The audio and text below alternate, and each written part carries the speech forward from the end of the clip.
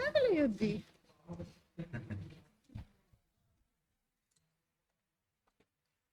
הצטמצמנו.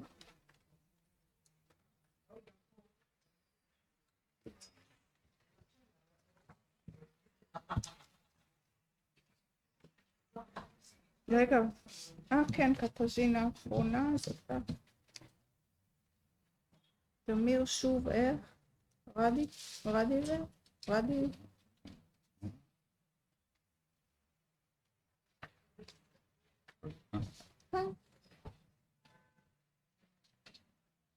מרים הבנתי.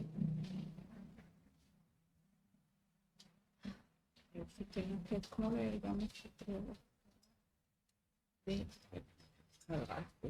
מן איפה קצת הדבר?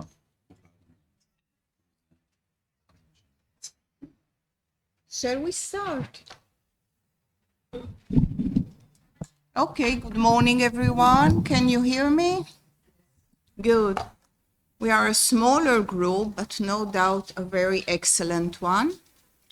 We are going to start our second day of the conference, and the morning session will have two parts, two of them dealing with the same theme, stories.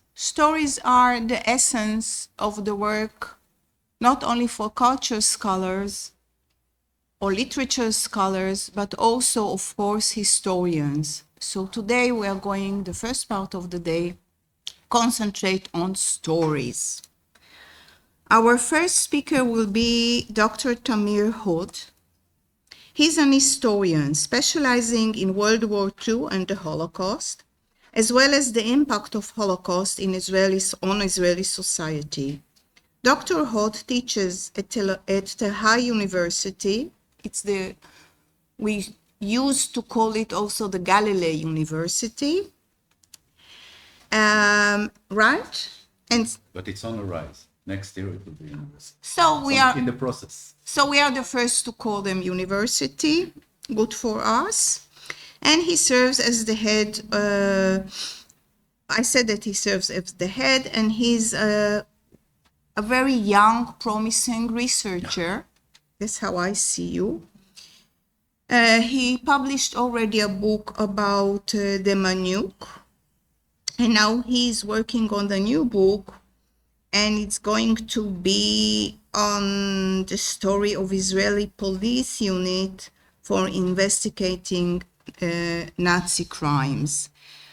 Dr. Hod will talk about Miriam Radiwker and her very important life story, which starts in the Holocaust and goes on to the Israeli police. Dr. Hod, it's yours. Oh, good. Of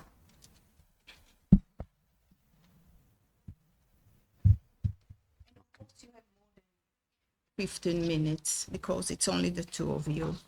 So let's say, no, so let's say 20 and 20 or Okay. yeah, 20 and 20, fair enough. I just told Dragana that I was busy erasing many lines in the lecture, but So okay. don't. Good morning, everyone. Thank you very much. Thank you for the organizers. The conference is, for me, as I see it until now, it's amazing and interesting. Thank you. You hear me better now? Okay. So as I said, thank you. I think the story of Miriam is dealing with many issues of the Holocaust survivors in Israel after the war. But it's also something important to add before I begin. It's another example for the meaning of the sentence from Holocaust to revival. We have few famous stories that show exactly the meaning of that, but this is one of them, very moving one, if I can say. So Miriam Radiwker, she was born in 1906 in a small village in Galicia to a Jewish family consisting of her parents and a brother. She passed away in 1992 in the city of Holon, Israel. In several newspaper articles published following her testimony at the Manuk trial where the defendant was suspected of being Ivan the Terrible of Treblinka, she was described as and it's a quote, a great little woman. Little because her height was only 146 centimeter. Great because of her moment in her career, the Israeli police for investigating Nazi crime, and her contribution to the trial of Demjanjuk. As you know, and I will explain it later, he was suspected of being Ivan the Terrible and actually was accused of being involved in the murder of hundreds of thousands of Jewish people in Treblinka.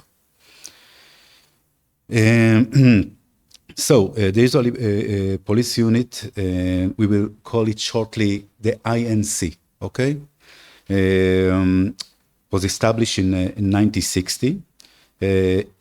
The mission of the unit was to locate Holocaust survivors and collect testimonies for the purpose of Holocaust trials held around the world, primarily in Germany and the United States.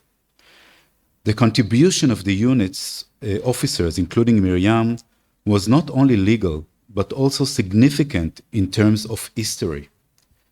In the course of their work, tens of thousands of testimonies were gathered, providing invaluable insight into the event of the Holocaust.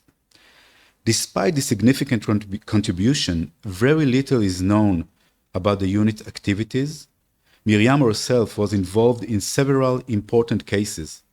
The most well-known was the Demjanjuk case. In research I present, there is a sense of moral justice for Miriam and her colleagues.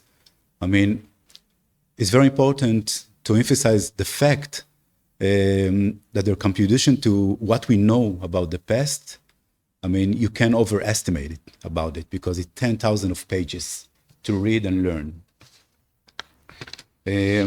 Radiwker studied law in Krakow, got married, and was preparing to build a family when World War II broke out. While fleeing the German occupation toward the Russian side, the group that in which Miriam and her family were traveling was bombed, and her brother was killed before her eyes. Her husband perished while serving in the Red Army. The details of his death were never known to her. After the war, she remarried, and a daughter, Ludmila, who now lives in Israel, was born to her. Until 1957, she worked as a state attorney in the Soviet Union. Afterward, they immigrated to Poland and continued her career. Upon their arrival in Poland, she took her family on a visit to Auschwitz, and in her words, and I quote, "There, in Auschwitz, I decided to dedicate my life to the investigation of Nazi crime. Something suddenly changed within me. I somehow realized that from that moment on, I was committed to this cause in one way or another," end of quote.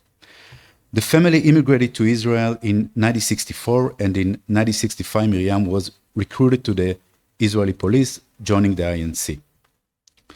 The unit, as I mentioned before, was established in 1960.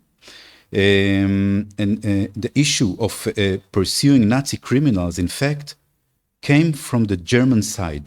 In West Germany, a statute of limitation of 15 years after the end of the Second World War was set for crime committed during the Third Reich, including manslaughter and bodily harm and etc. And another limit of the law was for 20 years. So in Germany, in West Germany, there was like a sense of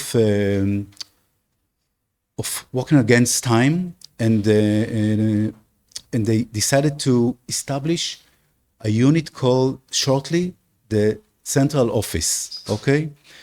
And because there were only few years to deal with all those cases, it was before the law was canceled at the end of the 70s. They needed to work fast. So they needed many Holocaust survivors to collect the testimony that they could try those Nazis or Nazis collaborators. And in fact, most of the Holocaust survivors that they wanted to look for were from Israel. So they sent to the Israeli police many requests, like thousands of requests. And in Israel, there was no organization that could deal with that. And they decide that they need to establish a unit that will be specific in this issue. So they established this unit at the beginning. Actually, they started to work at the beginning of the 60s. As for the central office, the numbers are amazing. They collected more than 8,000 protocols for different legal affairs. And you can see the institute in Ludwigsburg, a beautiful little town. And the sources inside the institute, it's like for historian or for people who works with legal issues, it's like a treasure. And you see the gate, it's one of 4, because there were few events that neo-Nazis tried to break into the institute and steal records, okay? As I said, they were really working fast. It was really amazing. And until the extradition of John Ivan Demjanjuk, the INC primarily involved locating potential witnesses who could assist in bringing Nazi criminals and their collaborators to justice. The department office were tasked in finding witnesses, recording the testimonies, and at time traveling with them to trial held abroad. In certain cases, unit officers were invited to participate in trials as witnesses to hearsay. Miriam's personal file include numerous of requests to her superiors seeking permission to travel and testify. So you can see it's just one example. If you can see this document, so the files of the members of the units are full with those requests. And this is one example. She went to Germany for work based on a court summons in Hamburg. This includes giving testimony in Hamburg, consulting with the attorney general in Düsseldorf, and delivering documents in Hanover. So think about it. It's like they were most of the time in the air, those officers. I must say also that just to make it shortly, Miriam was involved in, as I said, in many cases. I mentioned the Demjanjuk, but another famous and important one was Krakow. For many years, she gathered many materials related to the Krakow different trials. When I said many, it's thousands, okay, of materials and pages and testimony. And just to see how it looked, every request that came from Germany, they choose one of the officers to deal with that specific one. So it's in Hebrew, but that's how the files look like. And it's right there, Krakow area, Konda, that stopped really shortly after that, and Miriam Radiwker. So there are a few files like this. And here is like example how they wrote the testimony, then they were translated to German. And their contribution, because you see here many Israelis, Holocaust survivors, will fly to testify in the Majdanek trials between 75 to 81, okay? So all of those Holocaust survivors, they were interviewed by those members of the unit, okay? Maybe just to give you a good examples in numbers, okay? It will help you to understand their work. So in 1961, the department recorded testimonies from 557 survivors for 57 investigations conducted outside Israel. By 1964, testimonies had been collected from 2,458 survivors for approximately 130 investigations. By the end of the 60s, an average of about 2,000 testimonies were gathered annually. By the 80s, more than 40,000 testimonies had been collected. The fact that many of the officers were Holocaust survivors appears to have greatly influenced their motivation. However, at the same time, they could not escape confronting their past every day. The proportion of officers who develop cardiac problems within the unit was unusually high. In 3 cases, officer collapsed while recording testimony. The department's second commander died of a heart attack while interviewing Holocaust survivors. Reflecting on the impact of the work, Miriam Radiwker shared in an interview. Sorry, I will go back to the word. I cannot say that I was always able to completely detach. And if I tell you that I came home, prepared lunch and dinner, and went to the theater with my husband, so what? Does that mean I didn't lie awake all night thinking about the investigation I had conducted that day afterward? Of course I did. And of course there were nightmares. You sit for hours, days, years, and hear terrible stories. Certainly there were many mood swings. More than once, I would jump out of bed at night to check if my daughter was still in her bed and asleep. Just to go back, I just want to explain the meaning of a unit that contain Holocaust survivors. Okay, so I will give you 2 examples of people that cooperate with Miriam in the Demjanjuk affair. Okay, so Martin Kolar, okay, from Czechoslovakia, now it's Slovakia, a city of Piešťany, okay, survived the Holocaust. He was in Sered. He was part of a family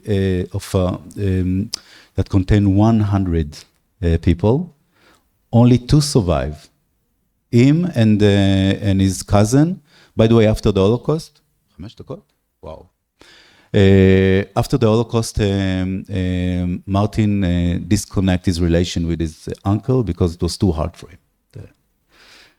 And the 3rd commander of the unit, I'm writing a book about him, it's Menachem Rusek. It was the 1st commander that was an Holocaust survivor, and he actually was in Łódź ghetto from beginning to the end. All right, from May 1940 until the last transport at the end of August 1944. Arrived to Auschwitz, had a selection in front of Mengele, and then was sent to labor camps around Germany, then death march, and after that in a DP camp. So, as you can see, okay? And by the way, just in a maybe symbolic, but not only symbolic, in 1985, he was part of the international team that tried to find what happened to Mengele. Okay? Okay, I have to run fast. Okay. Yeah, so during the 70s, especially at the beginning of the 70s, there were less work in the unit, but it's changed in the mid-70s when a new information started to arrive from United States. The first thing was a list of 73 American citizens that most of them were originally from Ukraine, and they were suspected of collaborating with the Nazis during the war. 2 of them were Demjanjuk, I almost said Ivan the Terrible. It was Demjanjuk, and next to his name was mentioned that he served at Sobibor and another labor camp called Oksau. And another one was Fedorenko, and Fedorenko was a Wachman, a guard at Treblinka. So the American, the INS, the immigration department, seek for Holocaust survivors. They send a box to Israel with a request to help them, and it includes photos, okay? So we'll skip about that. So that was maybe the major turning point of the affair, because Miriam invited Holocaust survivors to the lineup photo, and Torovsky was the first one to come. He was looking at the photos, as you can see, and number 17 is Fedorenko, number 16 is Demjanjuk. She said, she testified that she started to see him shaking. And then he put his finger on the Demjanjuk photo, and he said, Ivan the Terrible from Treblinka. Okay? So, Ivan the Terrible from Treblinka. Another two came and said, it's Ivan the Terrible from Treblinka. She sent it to United States. United States, I mean, the people who deal with the affair, they had less risk than Israel, because the only thing they could do because of their law is strip them from the citizenship, because they were lying when they arrived to the United States, because the Americans thought that those people will tell them what they did, what they really did in the Holocaust. But in Israel, there is a death penalty for this, okay? So, and I'm running 3 minutes. Okay.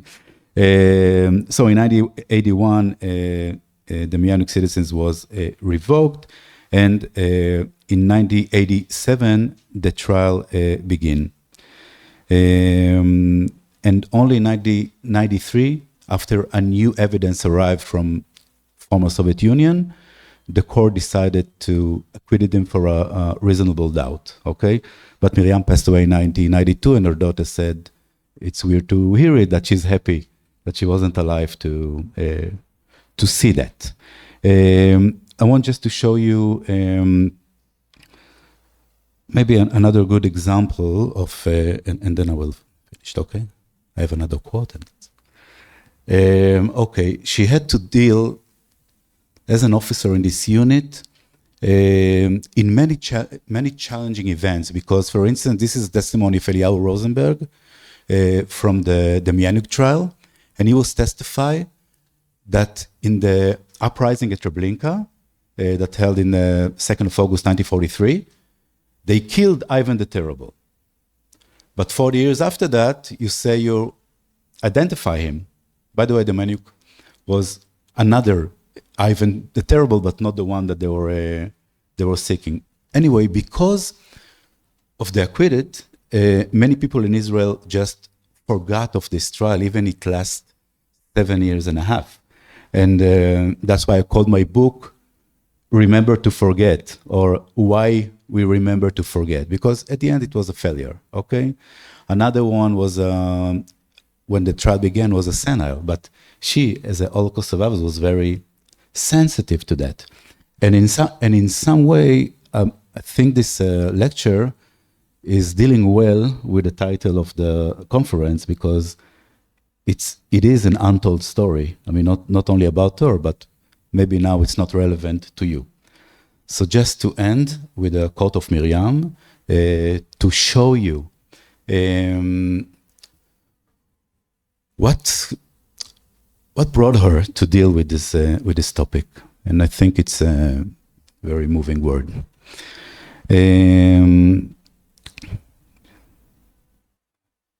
Okay.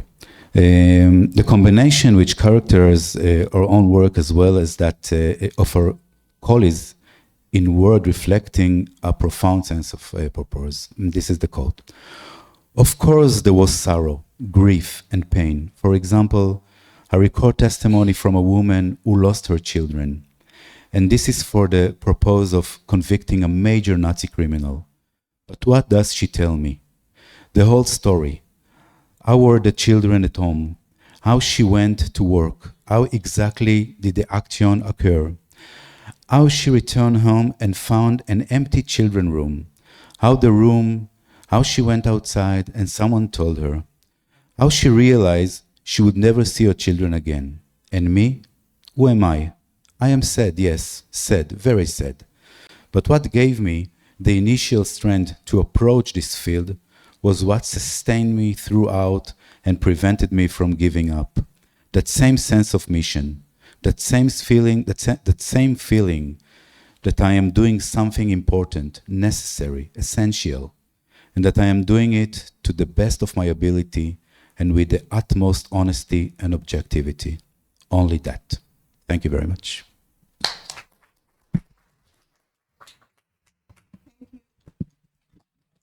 Thank you very much, Dr. Hod. It was very interesting.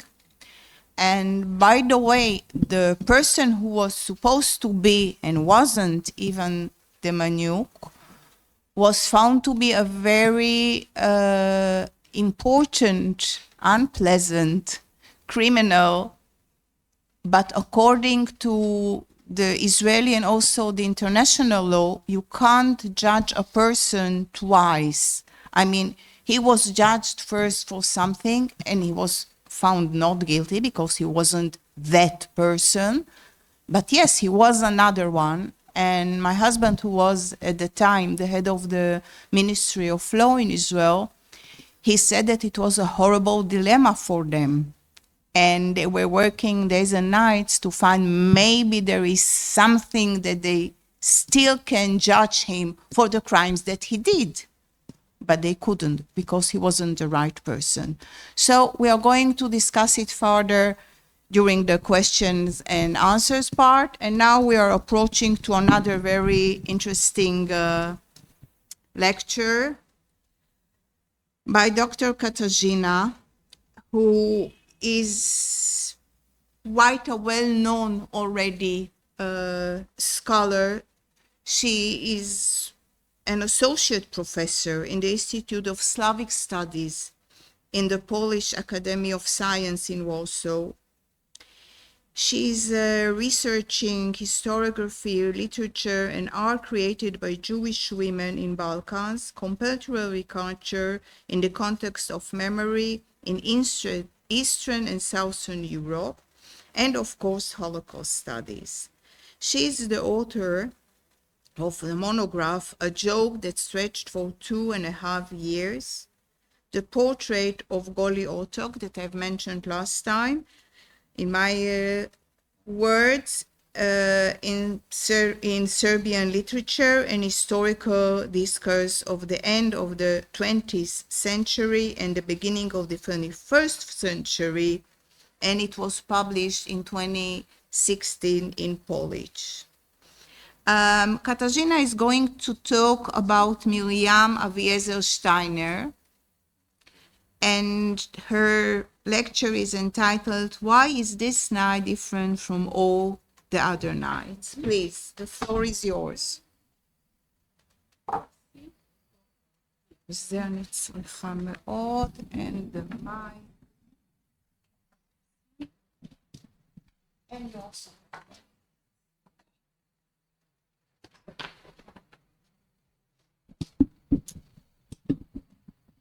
Okay, maybe in that way it will be better. Yeah?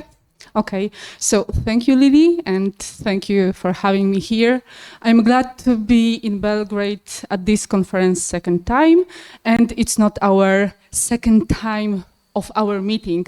I also participate in the virtual events you organize, so it's my pleasure to be here and share with you a part of my research.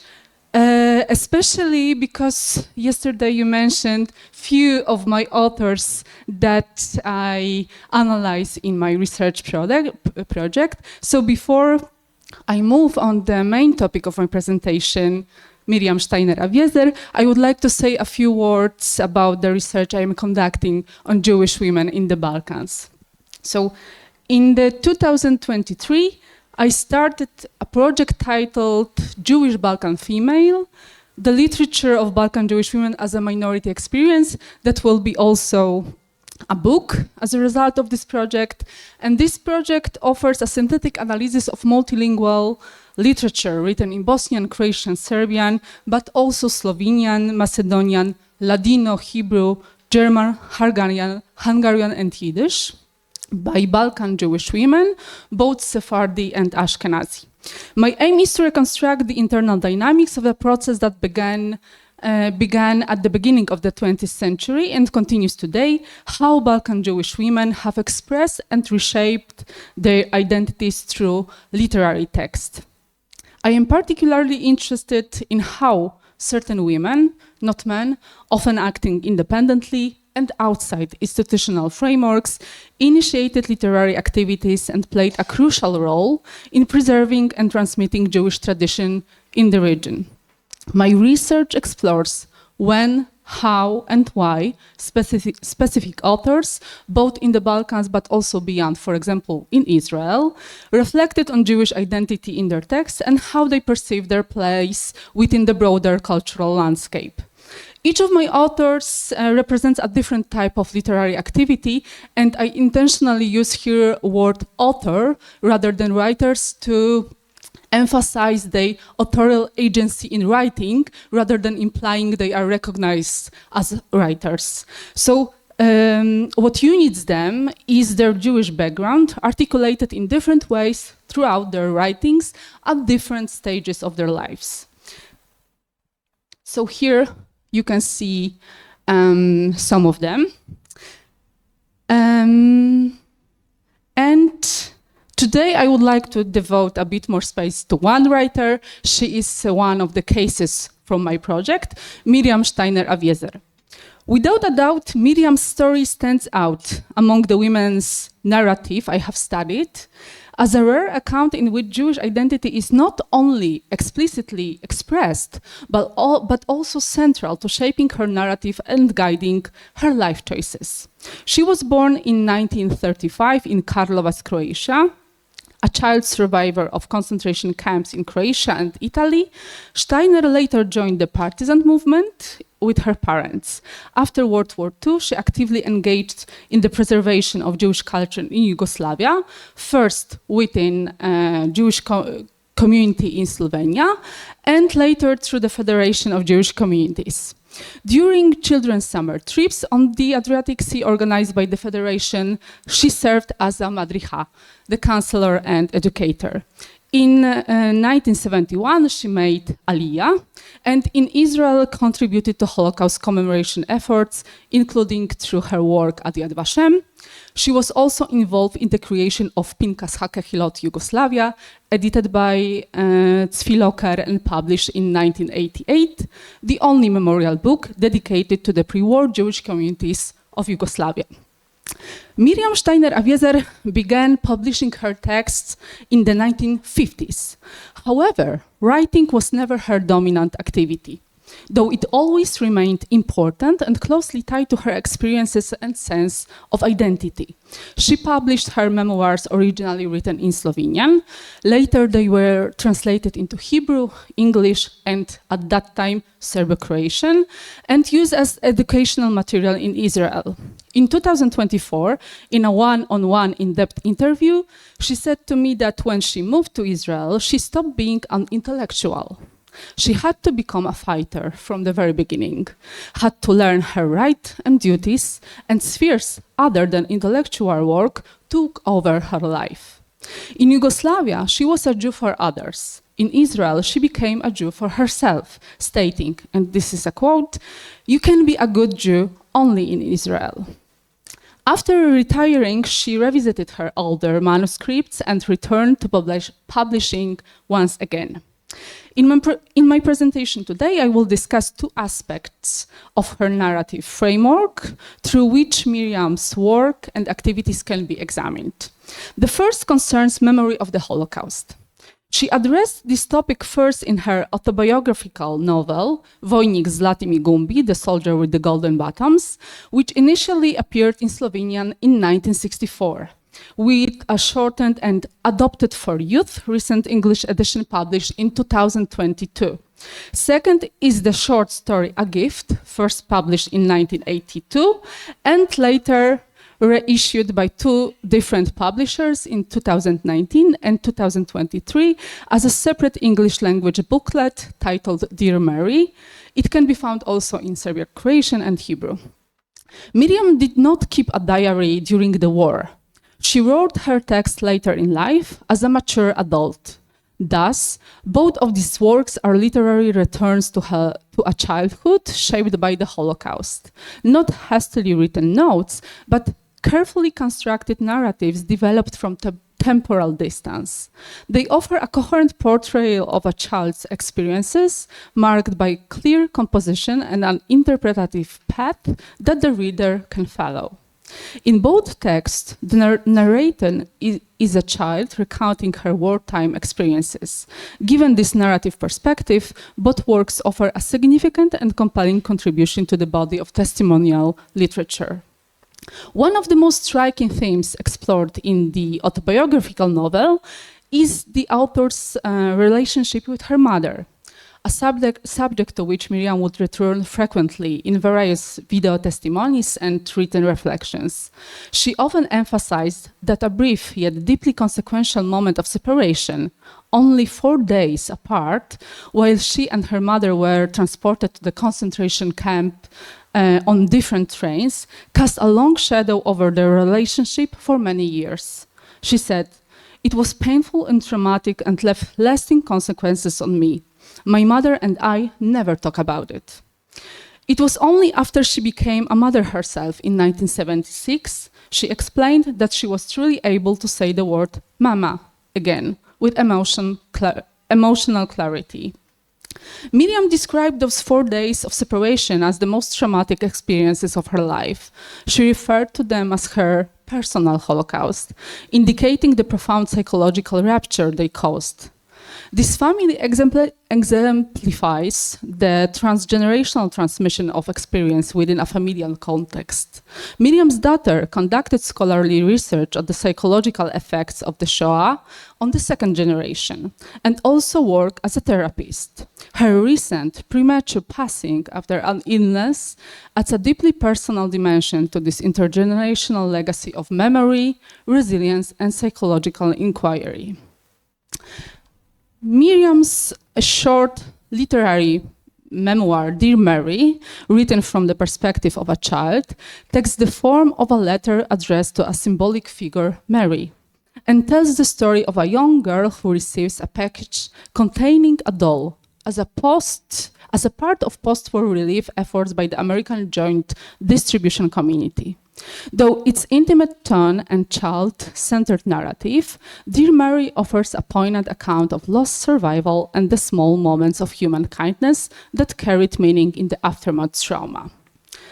The second area I will highlight in the context of Miriam's work is her Jewish identity, which is expressed in an interesting way in the short story Ma Nishtana, first published in Hebrew in 1964 in the journal Amot. Both of Miriam's parents were Jewish. Before the war, her father was religious, although Miriam does not elaborate on what this meant in practical terms. And regarding her mother, she says, from her early youth, she was a passionate Zionist. Based on these brief descriptions, it is difficult to reconstruct what everyday life in their home looked like in terms of Jewish religious practice or cultural traditions.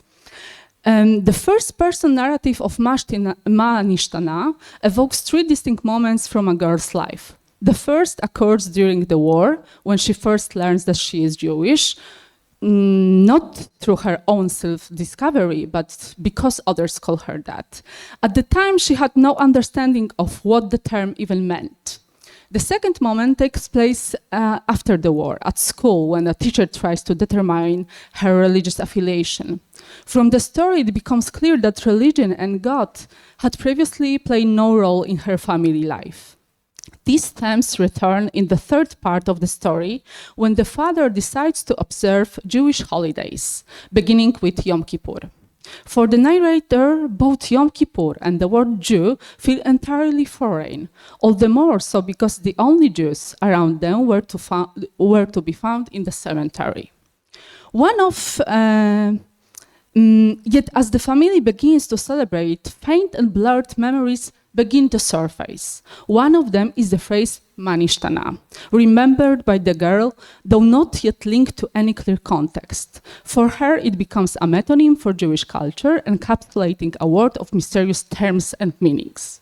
The phrase Ma Nishtana, which the author does not need to explain to her Israeli audience, comes from the Passover Haggadah, specifically the section known as the 4 questions.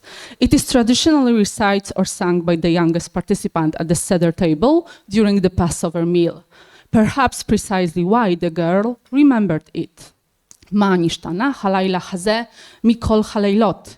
Why is this night different from all other nights? Returns to her not just a ritual line, but as a universal question about the very nature of Jewishness. The story, Ma nishtana, thus offers a subtle yet compelling example of identity play, one that appears simple on the surface but is deeply rooted in Jewish cultural memory, ritual language, and the layered process of self-discovery.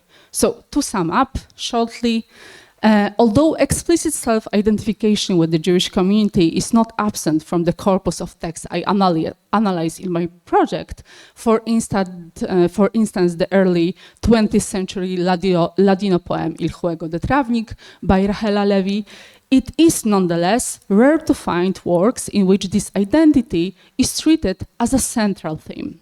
The writings of Miriam Steiner Aviezer, situated between Slovenia, Croatia, and Israel, provide, from my perspective, as a unique example of the formation of a secular Jewish identity. And this also helped to me to reveal a deeper cohesion among and with different works written by Jewish women from this region, showing how dispersed literary voices can form a meaningful and interesting whole. Thank you very much.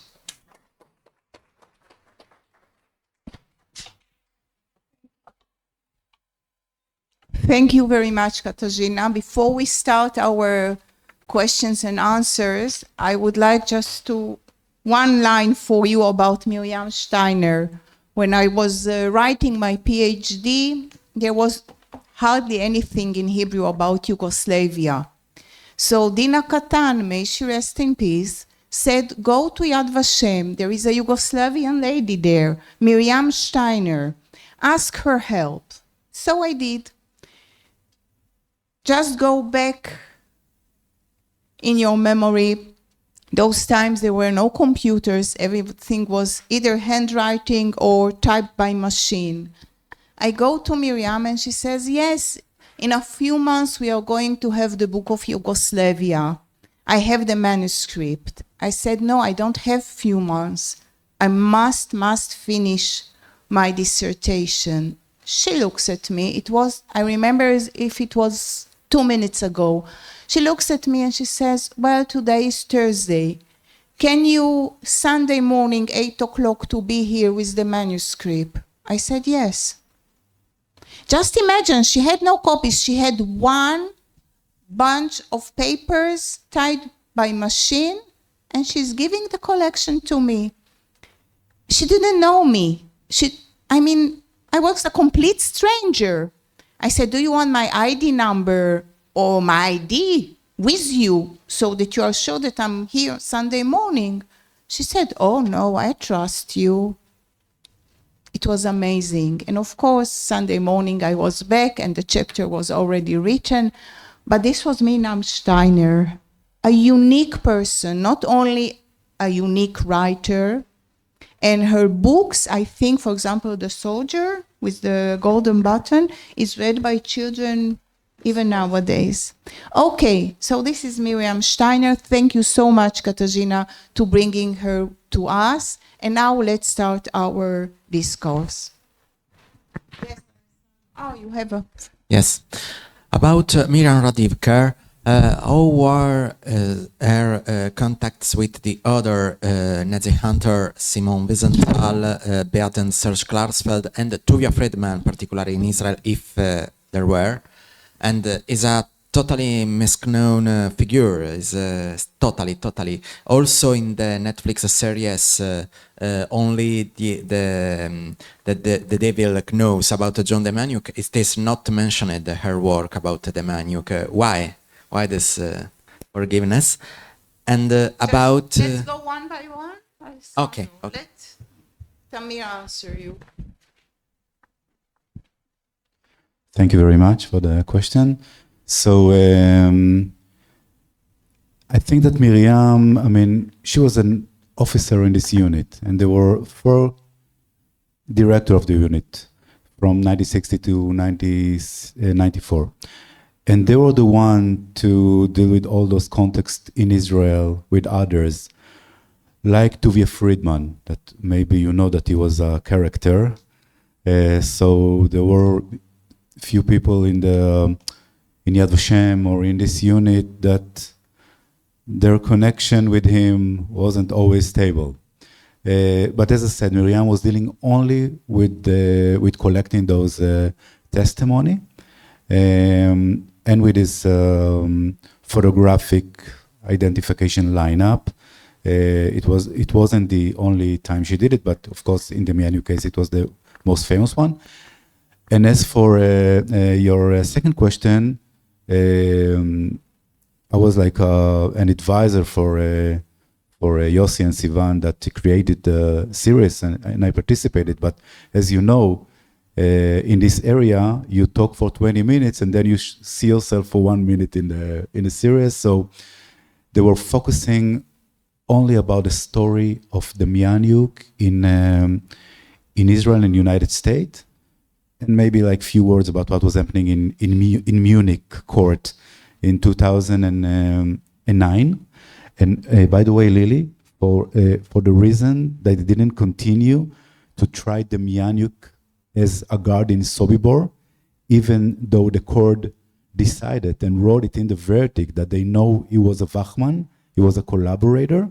So one of the reasons was that they were afraid that a new evidence again will appear for somewhere, and they have to acquit him, and then it will be like a huge damage to the remembrance of the Holocaust. And one of the main reason they decided to bring the Mianuk and Minister of Justice Moshe Nissim wrote it. Yeah, it was to fight in the Holocaust deniers. It was a phenomenon that was growing up, especially in France, at the end of the 70s and during the 80s. So, okay, I answered. The fact that she was a woman did not affect the thing? I think that inside, it's a great question, and if someone would talk about the unit, maybe we could ask it. But all the members of the unit were never mentioned. Maybe Menachem Rusik a little bit because of the case of Mengele especially, and he was like the part of the team that investigated the Mianyuk. It was the first time the INC were involved in this part, okay? So if the unit was well known, maybe we could ask it, and maybe after I will publish the book, we will see what's going on with the woman in the unit. She wasn't the only one, but yeah, even more. Okay. About about Miriam Steiner Aviezer. There are movies or theatrical pieces about by her books, because are very, very kindly to cinematographical transposition for me. There are or not? Unfortunately not. Not. They work as educational material. She meets with children at schools and talk about it, but and she participated in the movies as a specialist from Yad Vashem, or mostly as a specialist. But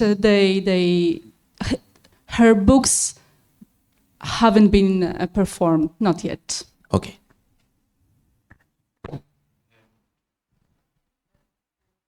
Can I? Is it okay? 2 personal remarks? Thank you. First of all, Miriam Aviezer was not only my colleague at Yad Vashem for 31 years, but also my neighbor when I lived 40 years in Givatayim, so we had really sight from balcony to balcony. But another remark, which I find morally obliged to mention, this conference is dedicated to brave Jewish women. I would like to give praise to a non-Jewish woman in context to your question, the Italian colleague, and to mention Beate Klarsfeld, which is an extreme brave woman, non-Jewish, dedicating her life for bringing to justice German Nazi criminals. endangering herself in Damascus, in Paraguay. I think we have to praise her, although she doesn't belong to this conference, and she's still alive in Paris. So praise to Beate Klausfeld. Yeah. Let me correct you. Yes? The mic, please. Let me correct you, Gidon. All the conferences, all the works of WISC are dedicated for women as women, Jews and fantastic, non-Jews. so I don't have to apologize. So don't apologize. So praise to Beate Klausfeld. Of my association, the Memorial of the Holocaust in Cagliari. Beate is our honorary president. Yes. Okay, let's have another question. So, If 39. we have.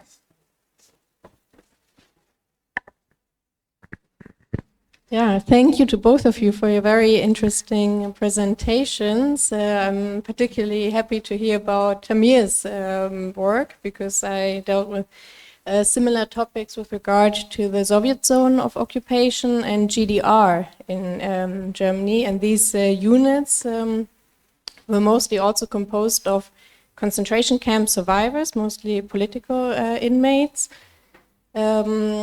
And I wanted to ask you, first of all, if you have consulted the Stasi archives, because I worked because often East Germany is overlooked, but in all these trials, also East Germany was present and looked for survivors in the GDR, and they used these trials in a contest with West Germany to see who's the better state in overcoming the Nazi crimes. And I saw some files from this police unit in the Stasi archives, and I was looking for more information, and it was hard to find some information, so I'm very happy that you're doing this research now.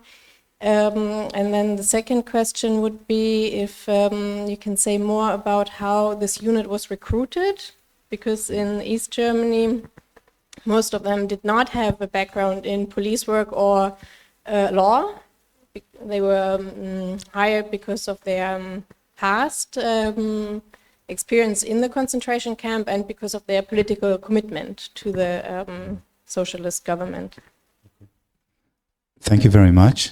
So, as for the first question, yes, of course. I mean, beside the fact that it is a fascinating place to be and explore, there is a good and valuable sources to find there.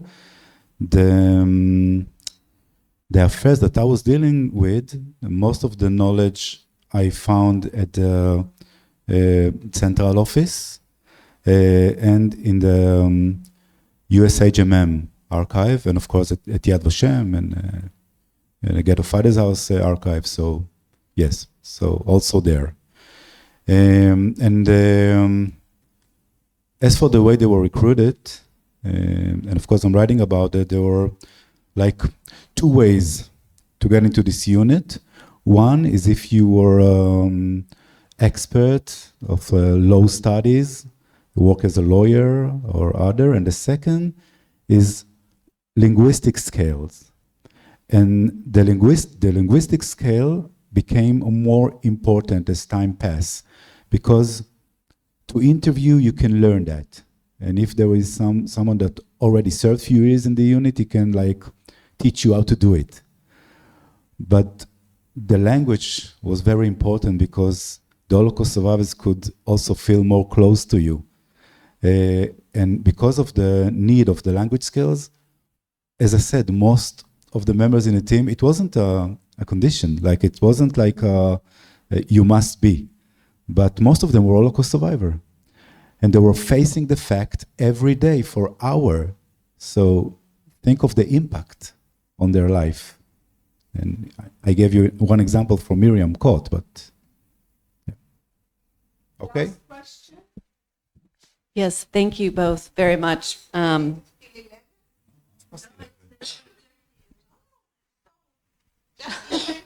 questions as you want? Can I start the lecture again? Yes. Good idea. Bata has a brilliant idea. She's very imaginative, always. Yes. Thank you both so much. I actually have a question for each of you, and this, Tamir, goes off of what you were just talking about. I'm very interested in the relational aspects of interviews between, so the context of the interviews with Holocaust survivors, especially between Holocaust survivors. And I wonder if you could talk a little bit about how Miriam saw her role as someone who collected testimonies. Okay, thank you. You said if you can talk a little bit, and so I will try. But I try to emphasize the contribution to what we know about history, and I didn't want to start like another topic that deserve another lecture about how this work and their motivations sometimes hurt the process. So the fact that she collected those testimony, first of all, she see herself as someone, I mean, she wasn't the only one that could deal with that because she was herself Holocaust survivor and could keep this contact. Also understand the challenges because, as I said, I couldn't talk about everything, but sometimes they were like writing to an Holocaust survivors, inviting him to come and testify, and the answer they got, I mean, I should show you one of the letters to understand, like they were almost aiming at her, like, don't come here ever again. I have a mental illness because of the Holocaust, and each time someone talk with me about it, I'm collapsed. And Miriam, you know, she usually succeeded of bringing them to the headquarters and talk. But as for the impact, I mean, as I said, it's amazing to read about their health problem because even statistically, the numbers were amazing. I hope I'm answering the question. Okay. Yeah, I'd love to talk to you more about it. Okay. Thank you. And Katarzyna, I love this, what you're talking about with the secular Jewish identity, and we talked briefly yesterday. So I wonder if you could elaborate more on that in terms of not just her writing and the women's writing, but also in terms of their activities. So do you see this as something where they're defining a secular Jewish identity through their writing, but also through their associations with organizations, or how do you define this secular Jewish identity? I would not say that we can define this term in general terms.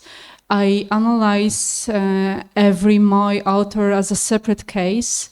So, and you know, to find at the end when I will finish my research and I will write the part about secular, then I will have this as a conclusion to give some general information. But at this point, what was really interesting for me, and that's why I chose her to present here, was her very, very direct, very visible description about how she sees herself in the society as a person who didn't make Aliyah immediately after the war.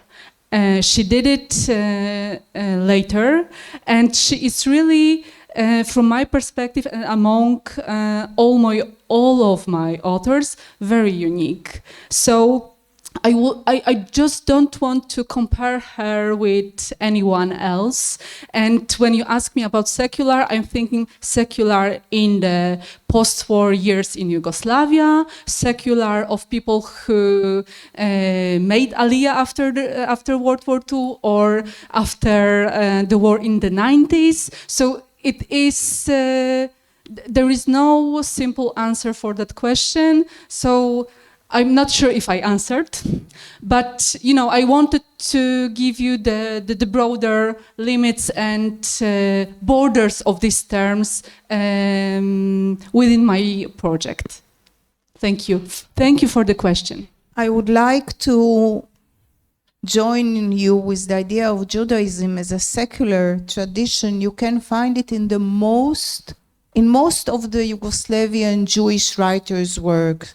Danilo Kish, Alexander Tishma, of course David al-Bakhari, Dina Katan, Anna Shomlo. They all have a very clear Jewish identity, but it's completely secular, including, for example, Kish, who is citing Talmud and Mishnah in his writings, but still in a very secular point of view.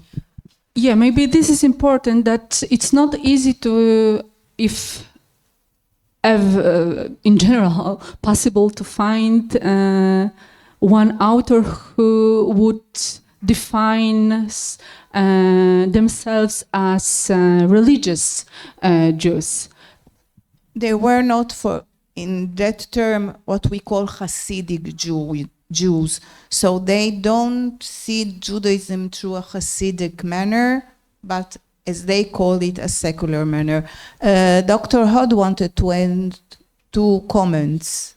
If there are no... Oh, Dragana has a question. Since we are still at this topic, because I had practically the same question as Victoria, maybe I would like to add another question to Katarzyna in this same direction.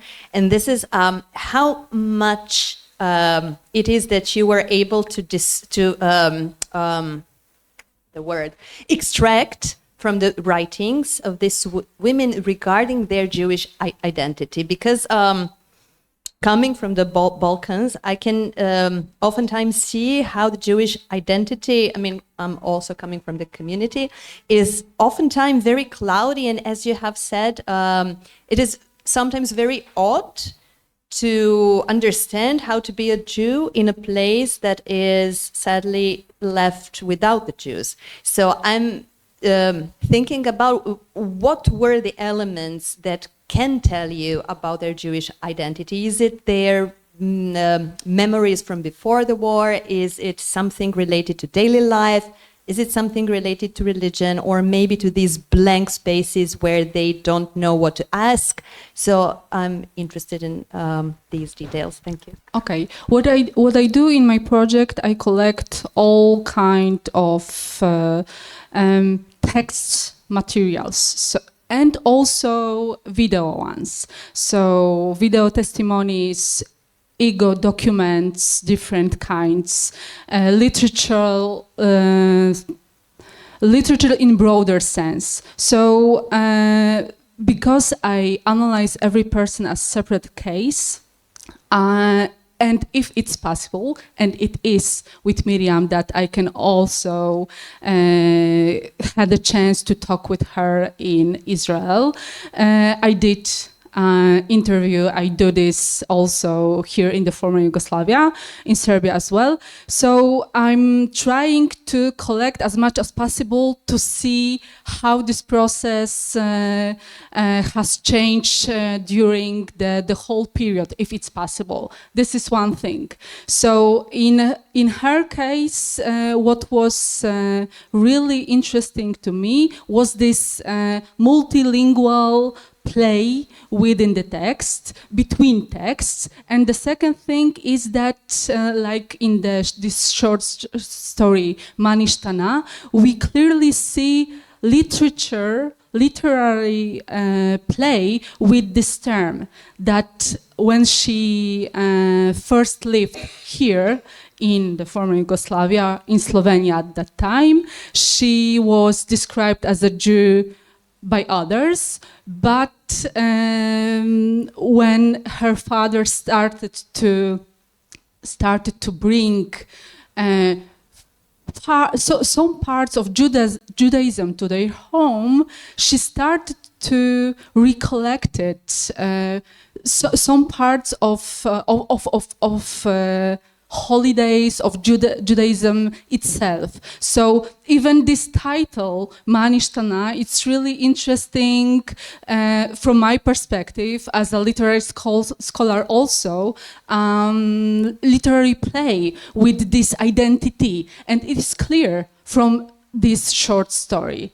So you will not find in every her text this topic, but definitely if you take a look at all of them, then you will find that sometimes this topic is central, sometimes it's just a few sentences, and sometimes it is, let's say, additional to the main topic.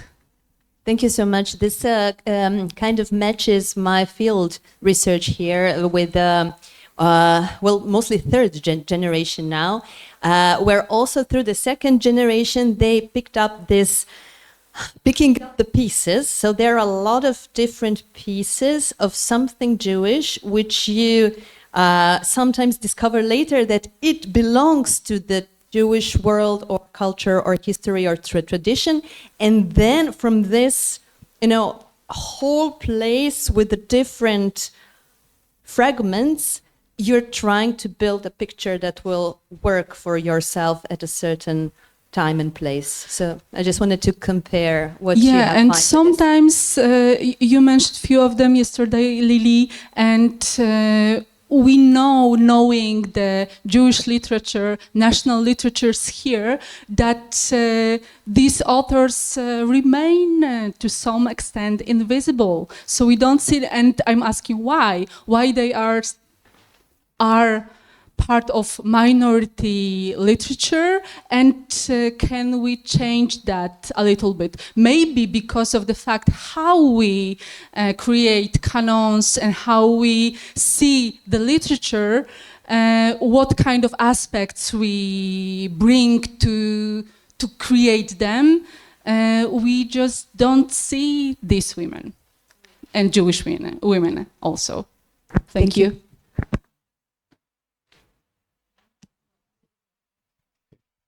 So, just to issues that I think that it's worth mentioning is the fact that I'm dealing a lot with testimonies and how important to what we know. But it's also worth mentioning the testimonies that we lost.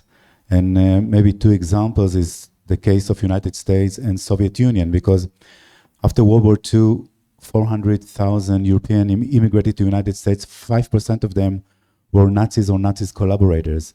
And even so, only 9 cases started between the end of the war until the famous case of Ermina Steiner in 1973. So think about all the testimonies that could be collected if there were more trials. And as for the other side, so the Iron Curtain collapsed only at the end of the 80s, and then we were exposed to many archives. Again, think about how many testimonies we could collect if it was earlier, because the authorities in former Soviet Union did not deal with that, They were only seeking during their trials of the fact that you betrayed Mama Russia. And yeah, of course. And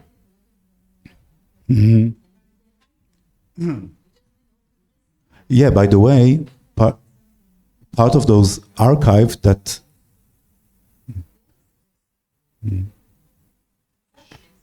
part of the archive that was open at the end of the 80s were closed almost immediately afterwards because they understood what they are having there or hiding there. And the second thing is, as for the motivation of the members of the unit as Holocaust survivors. So I was mentioning Menachem Rusek and the fact that he was part of the international team seeking for the destiny of Mengele. So his colleague, David Maurer, by the way, wrote a very important book about Mengele unmasking the angel of death, told me that even they did all the tests that they need to show that the bones that were found are of Mengele, Menachem Rusek, he didn't want to accept that. And he continued fighting about this fact. And Miriam Radiwker, specific our topic, I show you the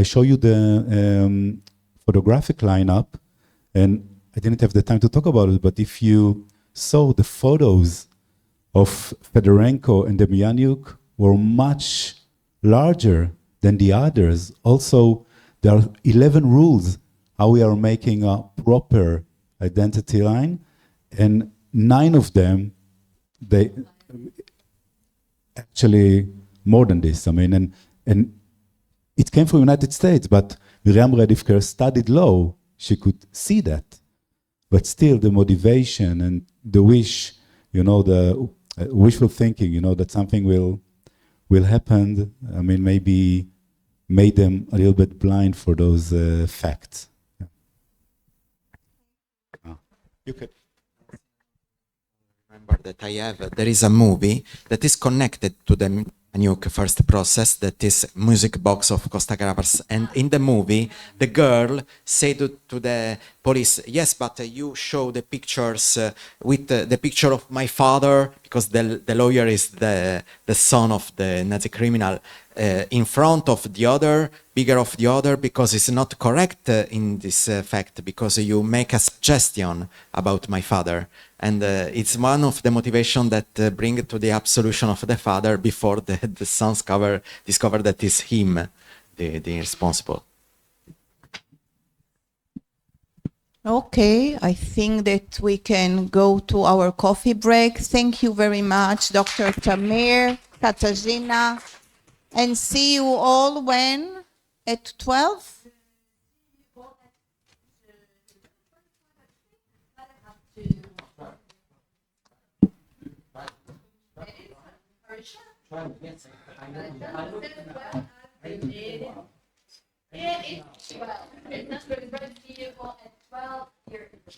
Lily? Yeah, thank you very